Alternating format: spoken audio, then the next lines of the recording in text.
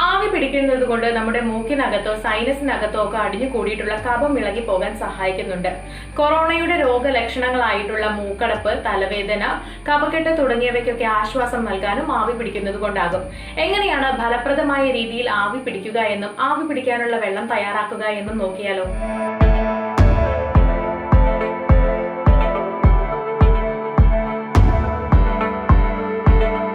കൊറോണയ്ക്ക് കാരണമാകുന്ന രോഗാണുവിനെ പൂർണ്ണമായി നശിപ്പിക്കുവാനോ രോഗവിമുക്തിയിലേക്ക് എത്തിക്കാനോ ആവി പിടിച്ചതുകൊണ്ടാകില്ല.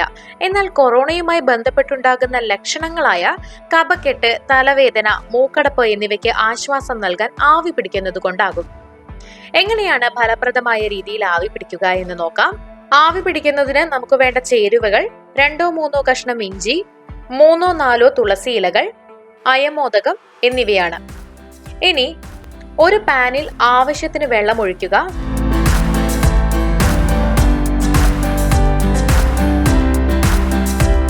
ഈ വെള്ളം ഒന്ന് ചൂടായി വരുമ്പോഴേക്കും ഇതിലേക്ക് 2-3 ഇഞ്ചി കഷ്ണം ഇടാം.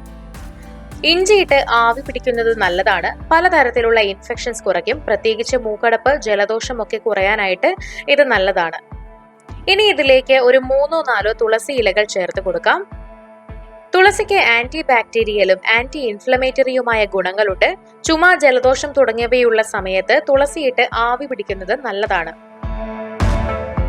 ഇനി ഇതിലേക്ക് അയമോദകം ചേർക്കാം. അയമോദകം മൂക്കടപ്പ് മാറ്റാനായിട്ട് നല്ലതാണ്.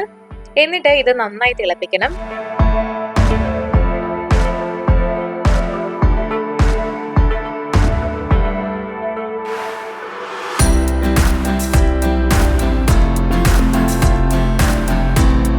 വെള്ളം നന്നായി തിളച്ചു വരുന്നുണ്ട്.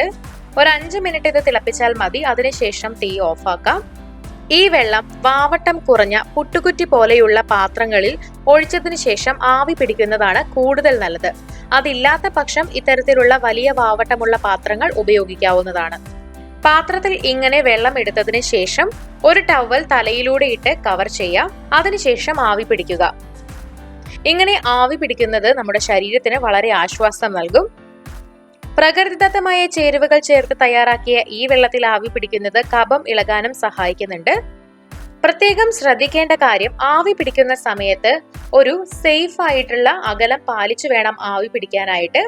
4 വയസ്സിന് താഴെയുള്ള കുട്ടികൾക്ക് ആവി പിടിക്കാൻ കൊടുക്കുകയും അരുത്. പ്രകൃതിദത്തമായ രീതിയിൽ ആവി പിടിക്കാൻ ഉചിതമായിട്ടുള്ള ചേരുവകൾ മാത്രം ചേർത്തുകൊണ്ട് ആവി പിടിക്കാനുള്ള വെള്ളം തയ്യാറാക്കുക.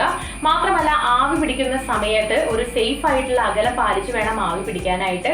ഒരേ വെള്ളം ഉപയോഗിച്ച് പല തവണകളായിട്ട് ആവി പിടിക്കുകയും ചെയ്യരുത്. ഇത്രയും കാര്യങ്ങൾ നമ്മൾ ശ്രദ്ധിക്കണം. അപ്പോൾ ഇങ്ങനെ ആവി പിടിച്ചിട്ടുണ്ടെങ്കിൽ കഫം ഇളകി പോകാനൊക്കെ സഹായിക്കും. വീഡിയോ എല്ലാവർക്കും ഇഷ്ടമായെന്ന് കരുതുന്നു. ഇഷ്ടമായെങ്കിൽ തീർച്ചയായിട്ടും ലൈക്ക് ചെയ്യുക, ഷെയർ ചെയ്യുക, കമന്റ് ചെയ്യുക.